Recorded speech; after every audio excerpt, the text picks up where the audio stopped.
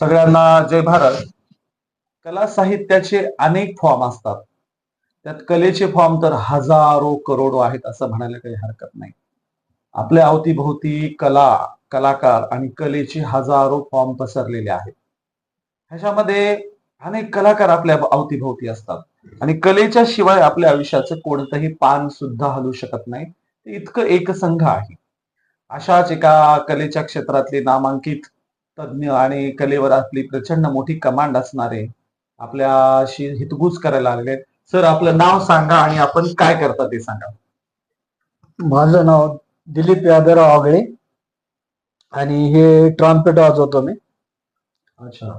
Trumpet कुठे आणि काय कसं कसं वाजवलं जातं? आणि लग्नामध्ये पण वाजवलो, असं मुलाला शिकवताना पण वाजवलं, असं बाहेर कुठला कार्यक्रम असला त्याच्यामध्ये पण वाजवलं. आणि माझं म्हणजे हे ट्रम्पेट वाजवण्याचा व्यवसाय आहे. अच्छा. लग्न कार्यालयामध्ये पूर्ण. तर ही परंपरागत कला आली आहे तुमच्याकडे का तुम्ही शिकलात? नाही नाही, माझ्या वडिलापासूनच मध्येच वडील पासूनच आम्ही घरातच शिकलेले आणि घरातच वाजवलेले, म्हणजे घरी बसूनच शिकलो. असे कुणाकडे गेलो नाहीत, काय नाही. असे वडिलाचं ऐकूनच शिकलो.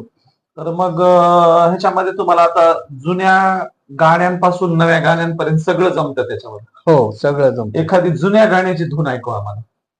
ठीक आहे, जुन्या गाण्याची एखादी धून तुम्हाला आठवते.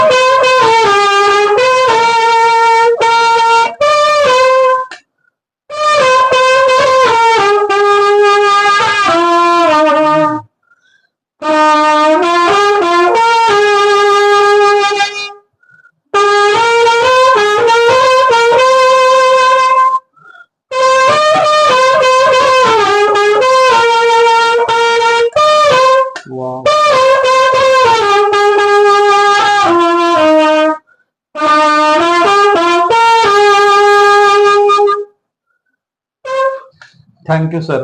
बघा, आपल्या अवतीभोवती जी काही कलेची, कलाकारांची फॉर्म साधनं आहेत, त्याच्यामध्ये कल्पना करा की नवरदेव शेवंतीला चाललाय घोड्यावर बसून आणि समोर कोणतंही वाद्यच वाजत नाही, एकटाच चाललाय. त्या वरातीला शोभा येईल का? लग्न लागलंय आणि बाहेर वाजंत्रीच वाजत नाही, शोभा येईल का? म्हणून कलेचं इतकं महत्व आहे आणि हे परंपरागत पिढ्यानपिढ्या चालत आलेली कला आहे. त्यात ते ट्रॉम्पेट नावाचं वाद्य वाजवतात, जशी आपण झलक बघितलेली.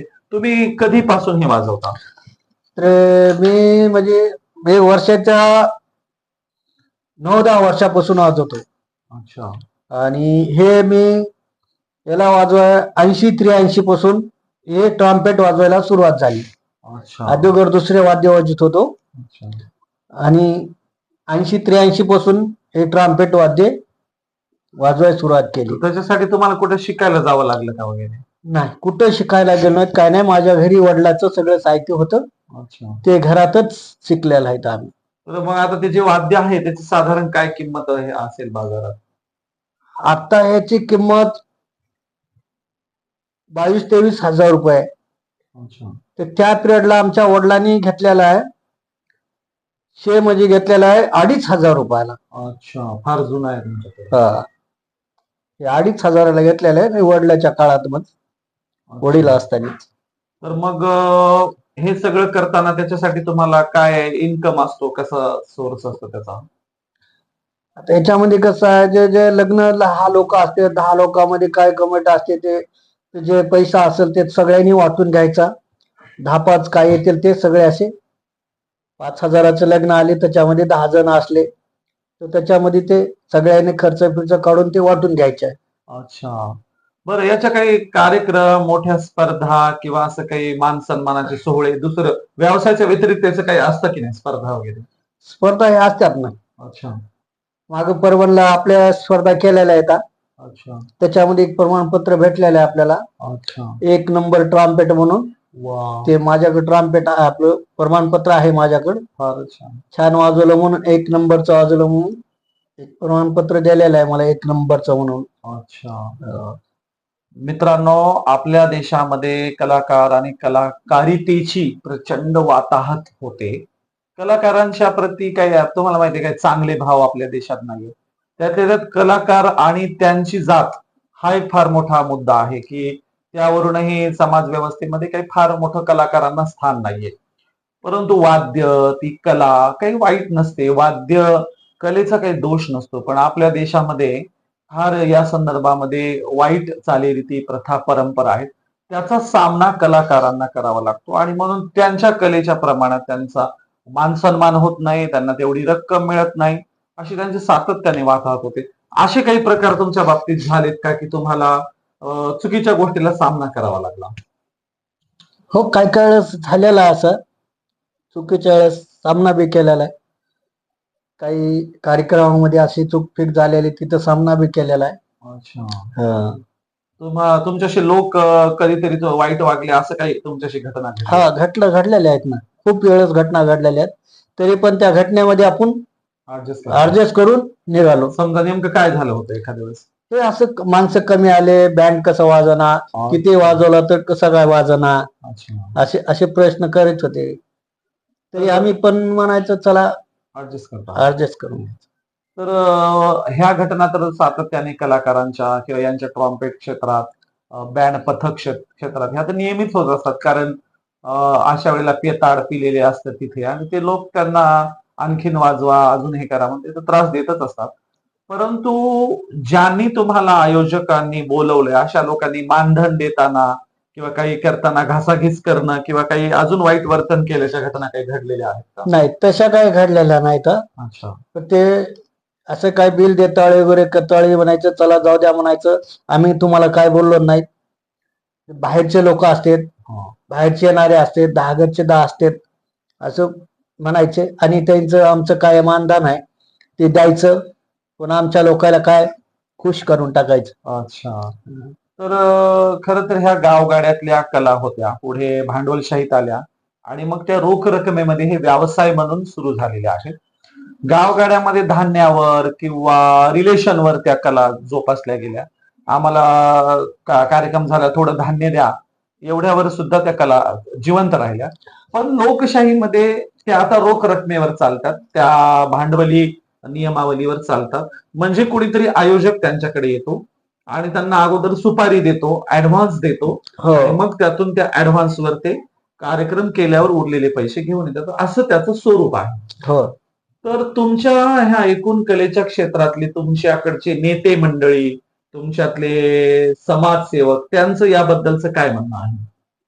त्याचं काय म्हणणं नाही, त्याचं म्हणणं असतं की बाबा हे आता करू नये, असं नाही तसं नाही, पण ही कला आहे, अच्छा. ह्याला कुणी रोखू शकत नाही. अच्छा. तर ते का करू नये म्हणतात? ते वाटतंय गावगाडा असा तसा, ते आता गावगाड्याचं राहिलं नाही. बरोबर. हे नगदी पैसा आहे, नगदी कला दाखवायचा आहे. बरोबर. आणि कलावंताची कला आहे, कला शिकला हे, म्हणजे असं काही हे नाही, बरोबर. भीक मागायसारखं नाही. बरोबर. आणि भीक मागायचं बी नाही. बरोबर. हे कला आहे, हे कला दाखवायची आहे. बरोबर. कला आलेली ही पोटात ठेवायची नसते, जगाला दाखवायची असते. ते म्हणतात की हे सगळं नगदी स्वरूपात आहे, ते काय आता बलुतेदारी अलुतेदारीवर कुणाच्या तरी दारात उभं राहण्याचं नाही. फार चांगला संदेश देत आहेत याच्यातून. आणि ती कला आहे, कलेला जोपासणं वगैरे काही वाईट नसतं. म्हणजे हेच ट्रॉम्पेट एखाद्या उच्च जाती यांनी वाजवला तर ते चांगलं आणि यांनी वाजवलं तर वाईट, असं असतं का? ते ट्रॉम्पेट आहे, ती कला आहे.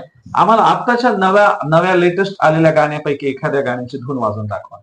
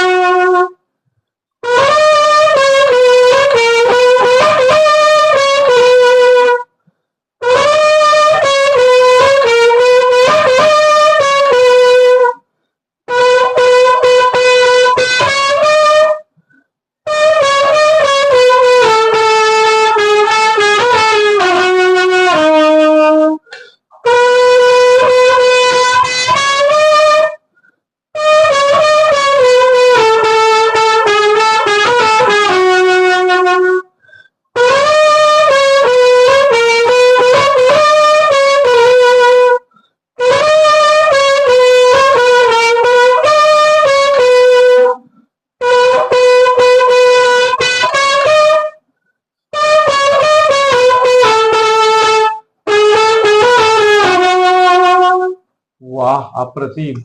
ट्रॉम्पेट वाजवणारे हे एक अत्यंत गुणी आणि परंपरागत वाडवडिलांकडून व्यवसाय आलेला कलाकार आहेत. आणि आपल्याला कलाकारांच्या बद्दलच्या आपल्या ज्या भावना आहेत ते स्टुडिओ असणारे, पुणे मुंबईत राहणारे, मोठे अत्तर अंगावर मारून तामझाम करणारे, असं नसतं. कला ही झोपडीत गरिबांच्या घरातच जन्माला येते, ते रिकाम्या पोटी जन्माला येत नसते. हो ना सर. म्हणून कलेची सगळी निर्मितीच इकडून झालेली आहे, ते सगळ्यांनी जोपासलेली आहे. तर या सगळ्या कलाकारांच्यासाठी तुम्ही काय संदेश द्याल? ह्या कलासाठी काय, कलाकार हे म्हणजे ते त्याचं जीवनच आहे कलाचं. हे कला शिकणारच आहे, ती कला वर्षभर वाढतच राहिलेली.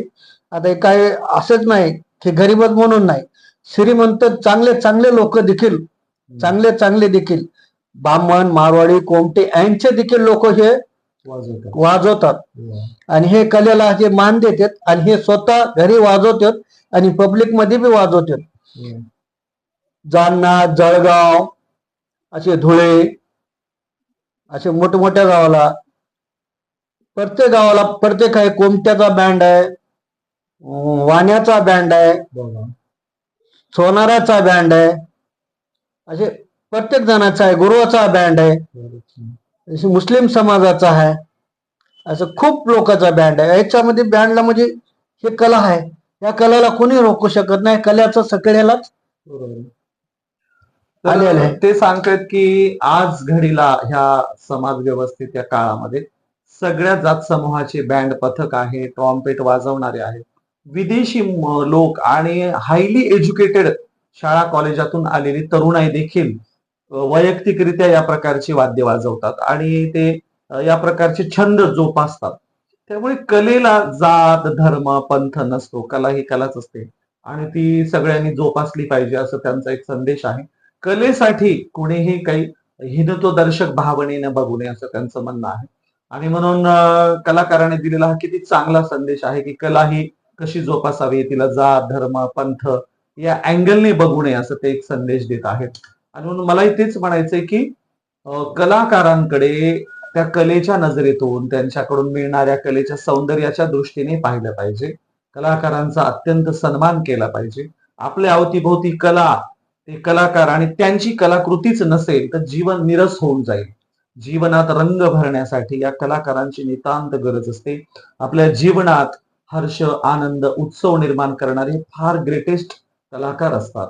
आणि म्हणून आपल्या अवतीभोवती विचार करा, वाढदिवसाला काही वाजंत्रीच वाजणार नाही, लग्नात काही कला सादर होणार नाही, नवरदेव शेवंतीला जाताना तुम्हाला ट्रॉम्पेट आणि बँड पथकच दिसणार नाही. सगळं निरस होईल ना, एकट्याचं होईल ना ते सगळं. म्हणून या सगळ्या उत्सवांमध्ये या कलाकारांचं प्रचंड मोठं योगदान असतं. त्याला केवळ पैशांच्या स्वरूपातच गिनू नये, बघू नये. एक कलाकार म्हणून दर्जा दिला पाहिजे. आपण हार्मोनियम वाजवणाऱ्या आणि शास्त्रीय गायन गाणाऱ्यांना केवढा सन्मान देतो, मग ट्रॉम्पेट वाजवणाऱ्यांना आपल्याकडे सन्मान का नसावा बरं? आपण मोठ्या स्टेजवर उभं राहणाऱ्यांना, अभंग म्हणणाऱ्यांना, मृदंग वाजवणाऱ्यांना एवढा सन्मान देतो, मग ट्रॉम्पेट वाजवणाऱ्यांना, एखाद्या पथक असणाऱ्यांना का सन्मान देत नाही? याचं आत्मचिंतन झालं पाहिजे, याचा विचार झाला पाहिजे. आम्हाला एवढ्या छान तुम्ही थोडासा वेळ दिला त्याबद्दल तुमचे आभार. अजून एखादं छानशी आम्हाला तुमची कलाकृती ऐकवा. मराठी गाणं.